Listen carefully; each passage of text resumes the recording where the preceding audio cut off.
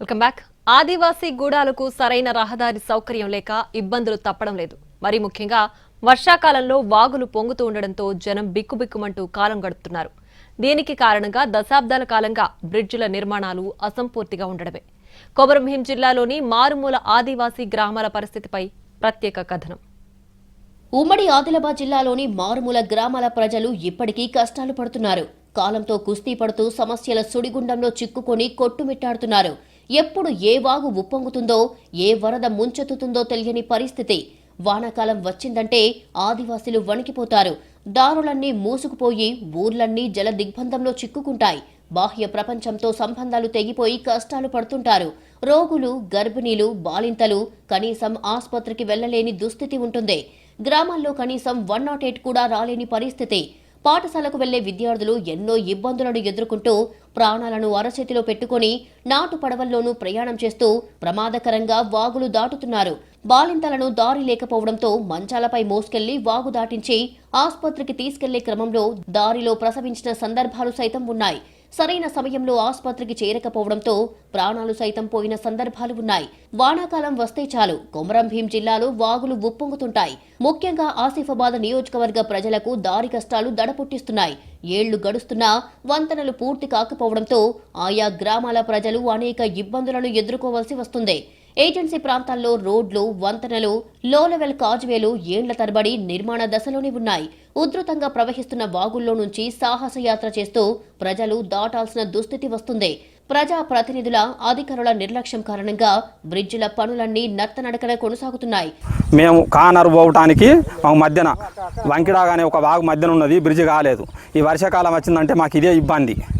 Hospital పోవాలన్నా hospital పోవాలన్నా ఇప్పుడు ప్రతి దానికి దేనికైనా డెలివరీ కేసులు కానీ ఏ కేసులైనా కానీ పోవడానికి చాలా ఇబ్బంది ఉన్నది. 14 కిలోమీటర్లు పోయేది మేము 50 కిలోమీటర్ ఆస్పా నుంచి కమాన 2 తిరిగిపోవాలంటే 50 కిలోమీటర్లు పడుతుంది. ప్రజలని ప్రాణాలని కాపాడుకొని రాజకీయ నాయకులు కానీ ఎవరైనా దీని బ్రిడ్జిని తొందరగానే చేయాలని విజ్ఞప్తి. కెరమెరి మండలంలోని అనార్పల్లి, కరంజివాడ గ్రామాల మధ్య లక్ష్మాపూర్ బ్రిడ్జ్, ఆసిఫాబాద్ మండలంలోని గుండి బ్రిడ్జ్, వాంకిడి మండలంలోని కనర్గాం, కాగజ్ నగర్లను కలిపే బ్రిడ్జ్ నిర్మాణాలు నేటికి పూర్తి కాలేదు. ఇక్కడ దాదాపు 12 గ్రామాలకు ఇది సమస్యగా మారింది. ఆసిఫాబాద్ జిల్లా కేంద్రానికి కూతవేటు దూరంలో ఉన్న గుండి బ్రిడ్జ్ నిర్మాణ పనులు 17 ఏళ్ల క్రితం ప్రారంభించినా నేటికి పిల్లర్ల దశలోనే ఉన్నాయి.